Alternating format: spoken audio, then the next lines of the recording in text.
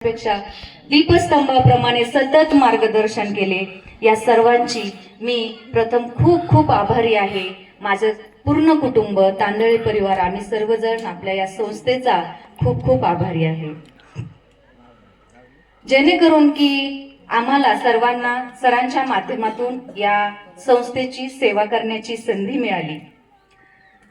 आज हा जो दिवस आहे हा दिवस आपणांमुळेच या ठिकाणी संपन्न होत आहे. त्यासोबत उपस्थित असलेले सर्व मान्यवर, आपल्या सदिच्छा आणि आपल्या शुभेच्छा यांच्यामुळेच हा दिवस या ठिकाणी आम्ही पाहत आहोत.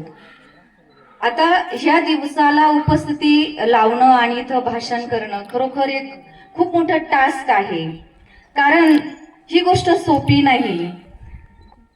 अलविदा कहना ये बात आसान नहीं है. एक तरफ रिटायरमेंट की खुशी है तो दूसरी तरफ खालीपन का एहसास है. लेकिन खुशी इस बात की है कि सिर्फ आपका टाइम अब हमारे लिए है. कारण साहेबांच्या दीर्घ प्रवासाची मी साक्षीदार आहे. अहो, तुम्ही फक्त संस्थेत एक कर्मचारी म्हणून काम केलं नाही, तर सन्माननीय अण्णांना दैवत आणि या संस्थेला मंदिर मानून या संस्थेची सतत पूजा केली. परंतु आपण हे सर्व करत असताना आपले जे काही कर्तव्य आहेत, ह्या कर्तव्याला, कौटुंबिक कर्तव्याला सुद्धा तुम्ही कधी डायव्हर्ट होऊ दिलं नाही. ते सर्व कुटुंबिक जे काही आहेत, सगळ्या जबाबदाऱ्या, ह्या सर्व जबाबदाऱ्या तुम्ही तेवढ्याच ताकदीनं पेलण्याचा प्रयत्न केलेला आहे. एक उत्तम पती, 11वी पास ते PhD, एक उत्तम निवेदिका आणि एक शिक्षिका, या सर्व गोष्टी त्याच्यामध्ये आल्याच. इथपर्यंतचा माझा जो प्रवास आहे, या प्रवासामध्ये मला माझ्यासोबत गुरुची, मित्राची आणि वेळ प्रसंगी मैत्रिणीची सुद्धा भूमिका घेणारे तुम्ही आहात. असं एक आदर्श पती कसं असावं याचं आपण एक उदाहरण आहात. त्यासोबत आदर्श वडील, आदर्श दीर, आदर्श भाऊ, आदर्श चुलता कसा असावा याचे एक आपण आदर्श आहात. आपल्या जे काही काम होतं, या कामाच्या व्यापामधून सुद्धा तुम्ही कुटुंबाला सतत प्रेम आणि वेळ देण्याचा प्रयत्न केलेला आहे.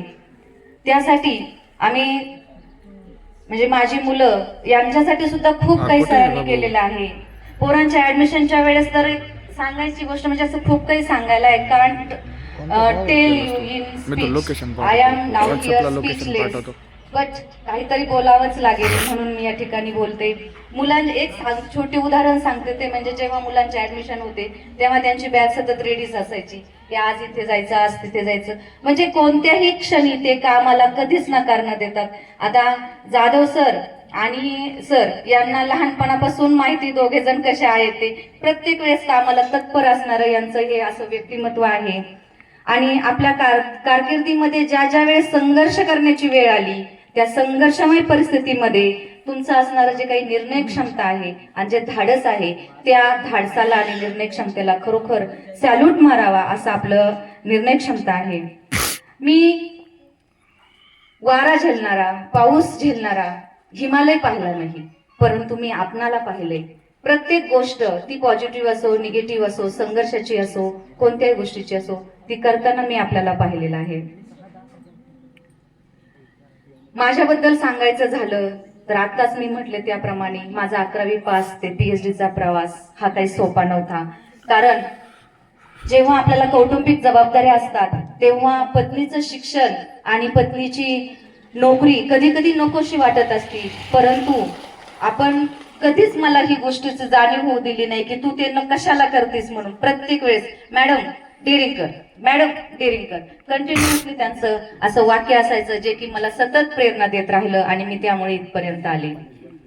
कौटुंबिक जबाबदाऱ्या, त्याचबरोबर प्रशासकीय कामं, शाळा, हे सगळ्यांचा समतोल कसा राखावा हे मी त्यांच्याकडून सतत शिकत गेले.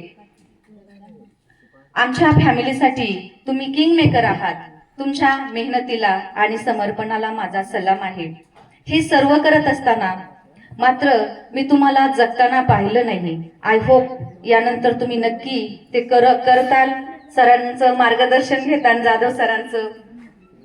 पुढील आयुष्य तुम्हाला हेल्दी वेल्दी जावो आणि जास्तीत जास्त माझ्यासोबत वेळ घालवण्याचं देवाने बुद्धी देवो ही सदिच्छा या ठिकाणी व्यक्त करते आणि या ठिकाणी उपस्थित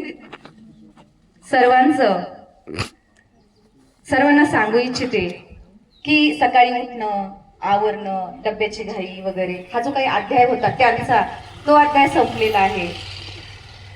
परंतु याचं असंच व्हायला लागलंय की आता मला मात्र या महिन्यामध्ये 15 तारखेच्या नंतर ड्युटीला जायला बोर व्हायला लागलं. प्रत्येक वेळेस आता झालं 8 दिवस राहिले, 4 दिवस राहिले, 7 दिवस राहिले, 5 दिवस, 2 दिवस आणि आज शेवटचा दिवस असं या महिन्यामध्ये मला झालं. मी म्हणेल की तुम्ही नोकरीमधून रिटायर होतायत, नात्यांमधून नाही. या नात्यांमध्ये जेवढं आपण ड्युटीला वाहून घेतलं त्याच्यापेक्षा जास्त जर आपण कुटुंबाला वाहून घेतलं तर आपण कुटुंबाचा आत्मा होतो. जन्मभराची शिदोरी झाली, आठवणींना उभारी आली. सेवानिवृत्ती ही शेवट नाही, नव्या पर्वाची तयारी झाली.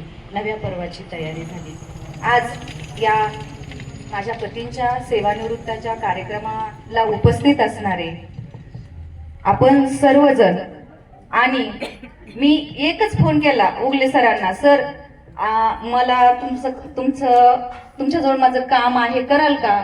सर म्हटले बोला. मॅडम सांगा तुम्ही, सांगून तर बघा. आणि मी असं सांगितलं. एका क्षणात उगले सर तयार झाले. उगले सरांचंही मी या ठिकाणी खरोखर आभार मानू इच्छिते. त्यासोबत या शाळेने हे जे काही कार्यक्रमाचं आयोजन केलं या शाळेचे सुद्धा मी खूप खूप आभारी आहे. सन्माननीय डॉक्टर साहेब या ठिकाणी उपस्थित झालेत, आपले मी खूप खूप कुटुंबाच्या वतीने आभार मानते. आणि माझ्या सर्व मैत्रिणी, सर्व विद्यार्थी या ठिकाणी, त्याचबरोबर सरांचे भाऊ, मित्र परिवार, सर्व उपस्थितांचे आभार मानते आणि थांबते. धन्यवाद.